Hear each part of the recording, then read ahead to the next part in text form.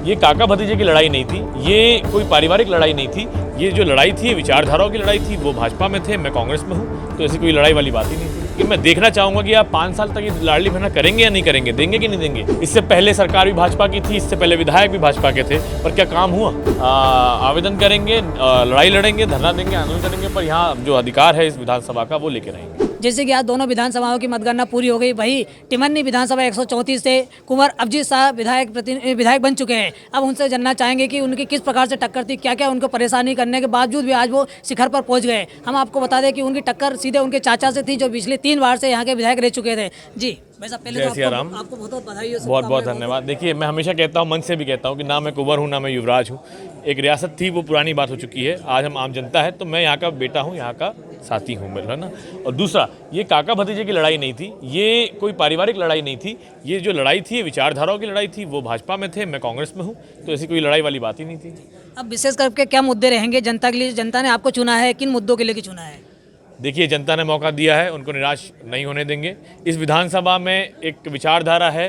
ये मानते हैं लोग कि जो नेता होता है वो 5 साल में एक बार आता है और वोट लेके चला जाता है। सबसे पहले उसको बदलना है। हमको जिस तरीके से वोट मांगने घर घर गए थे, धन्यवाद देने भी घर घर हमको जाना है।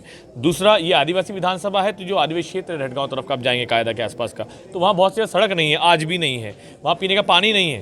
तो सबसे पहले प्राथमिकता रहेगी कि उसको हम विधानसभा में लड़के उसको हम काम करवाएं। और दूसरा, एक सोच थी कि मैं भी युवा हूँ, मेरे जो टिमरनी में साथी वो भी युवा हैं, तो कहीं ना कहीं छिंदवाड़ा मॉडल का सरकार आती है तो फैक्ट्री वहाँ खुलवाई जाए ताकि रोजगार का साधन मिल सके। लेकिन सरकार नहीं आ रही है। लेकिन फिर भी निवेदन करेंगे जो सरकार है उससे, आवेदन करेंगे, लड़ाई लड़ेंगे, धरना देंगे, आंदोलन करेंगे, पर यहाँ जो अधिकार है इस विधानसभा का वो लेके रहेंगे। जैसे कि अभी लोकल में जो लाडली बहना योजना जो थी वो काफ़ी प्रभावित हो रही थी, लोगों को ऐसा लग रहा था कि नहीं, लाडली बहना योजना काफ़ी डिपेंड करेगी, उसके बावजूद भी आप जीत गए, क्या कहना है? देखिए, ये तो मेहनत है। जो जितना अच्छा मेहनत करेगा उतना अच्छा फल पाएगा। और दूसरी बात, देखिए, लाडली बहना अगर काम कर रही थी तो आप एक और चीज़ देखेंगे कि अब ये जो भारतीय जनता पार्टी की सरकार है, उन्होंने लाडली बहना तो दे दी, लेकिन मैं देखना चाहूँगा कि आप 5 साल तक ये लाडली बहना करेंगे या नहीं करेंगे, देंगे कि नहीं देंगे। क्योंकि बहना है, हमारी भी बहना है, हमारी माता है। अगर जितने लोगों को दे रहे हैं उससे एक भी कम करेंगे तो लड़ाई भी लड़ेंगे। क्योंकि देखिए, वोट मांगने के लिए आपने 3-4 महीने के लिए लाडली बहना दे दी, लेकिन अब आपको तब तारीफ करेंगे। मैं ऑन रिकॉर्ड बोल रहा हूँ कि अगर 5 साल तक शिवराज जी या भारतीय जनता पार्टी की सरकार हमारी हर लाडली बहना को, ये जो उन्होंने कहा था 3000 रुपये तक ले जाएंगे, लेके जाते हैं और पैसा देते हैं, काटा पीटी नहीं करते हैं, तो मैं खुलेआम तारीफ भी करूँगा। जैसा कि अभी सरकार जो है कि वो भाजपा की बन रही है, उस पीरियड में अगर आपको कितने दिक्कतों का सामना पड़ेगा, शहर में काम विकास भी करवाना है, क्योंकि आप पहली बार जीते हो वहाँ से, पिछली बार कहीं न किसी कारण से हार गए तो कोई दिक्कत नहीं, अब वो आपके सामने चुनौती बन के खड़ी रहेगी, उनको किस प्रकार पूरा करेंगे? देखिए, मैं कहना चाहता हूँ, सरकार तो ठीक है, आती जाती रहती है।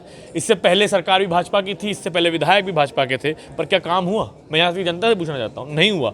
तो ठीक है, हम सरकार से निवेदन करेंगे, आवेदन करेंगे, विधानसभा में प्रश्न भी उठाएंगे, उनकी लड़ाई भी लड़ेंगे, धरना आंदोलन करना पड़े भोपाल तो वहाँ भी जाएंगे, पर यहाँ का अधिकार और हक लेके आएंगे।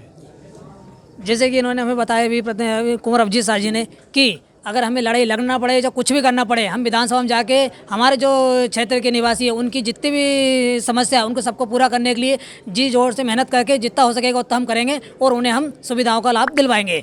हरदा से IBC 24 के लिए हरदा से कपिल शर्मा की रिपोर्ट।